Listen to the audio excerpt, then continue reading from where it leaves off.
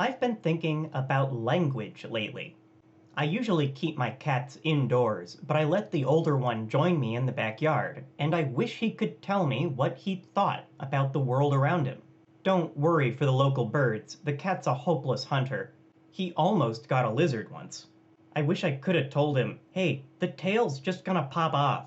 But he had to learn that the old-fashioned way, seeing it himself. Let's think about it.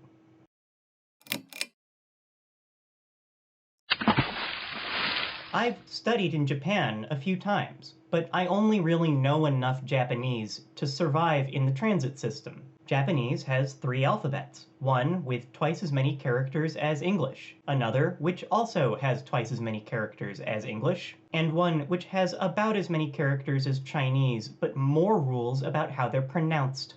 I can read those first two alphabets fine, but most of the third one is pretty far above my head. After my dad died, I took my mom to Japan. She didn't know any Japanese at all, but I recommended she try learning this alphabet, katakana. When Japanese adopts a foreign word, like ice cream, it's written in katakana. Ice cream. That means if you can read katakana, you can suddenly read bits of text written all over the place. You just sound it out. Kamera. Kamera. Oh, camera. But it doesn't always help. Pasokon. Pasokon. Pastrami? Popcorn? Personal computer? Eventually you get a feel for it. Aircon. Aircon. Air computer? Air conditioning. Air conditioning. My mom could handle some of the basics, but I got overconfident in her. One time we were getting takoyaki, octopus balls. The nice lady serving it said to us, "Atsui," that means it's hot. So I ate some rice first. She said it again, "Atsui," and again, "Atsui." I nodded. Yeah, the takoyaki is hot, I get it. My mom put one octopus ball in her mouth and said, "Whoa, it's hot." That kind of blew my mind. Of course my mom didn't realize it was hot. I could hear "Atsui, Atsui," and she could hear it too, but she didn't understand it the way I did. It was like telling my cat, hey, the tail's gonna pop off. Language presented a barrier between these two women, and I had to be the semi-permeable membrane of translation. Let's go back to cats. This cat is kind of a weirdo.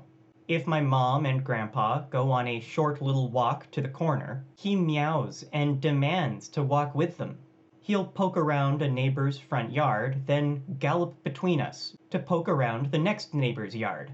If he takes too long poking around, we'll do the whole thing, you know, pss, pss, pss, Mr. Kitty, Mr. Kitty. He'll sometimes respond back, meow, meow, meow. He can't understand us, right? There's nothing to understand. The sounds we're making don't have any meaning. Pss, pss, pss. Find those in a dictionary.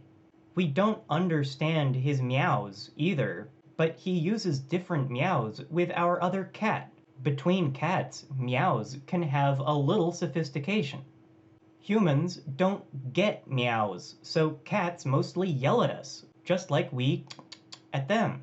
We're both done trying to understand each other's language and shouting in our own language, hey, bathroom, bathroom. You got it? Toilet. Toilet. Where is one?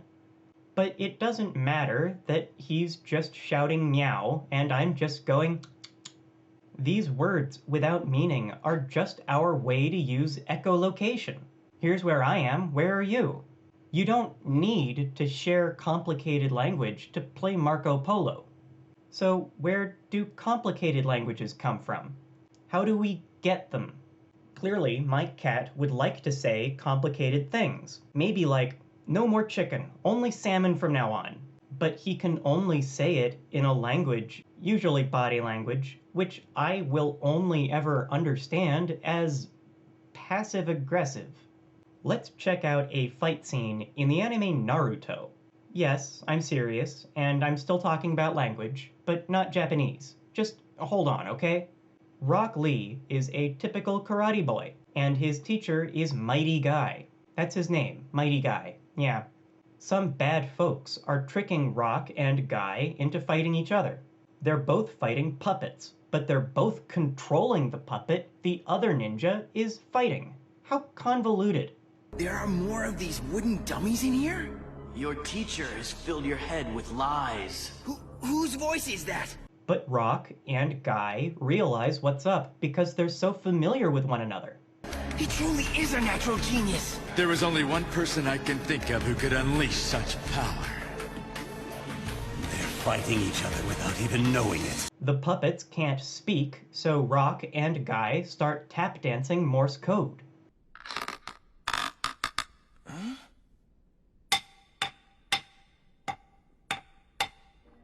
That tapping is Morse code. Their plan? Keep fighting. We can only free ourselves if we attack each other with such speed and force that these wooden figures will not be able to duplicate it. Given these two characters, I guess it makes sense. Their only possible recourse is to punch so hard the puppets can't replicate their awesomeness without exploding.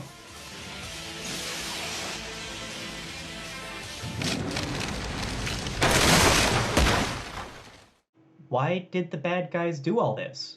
Their dad died fighting Mighty Guy, and those bad folks wanted revenge. Having faced loss, the bad folks come to the conclusion that Mighty Guy isn't meant to be defeated, but learned from. Perhaps we misunderstood.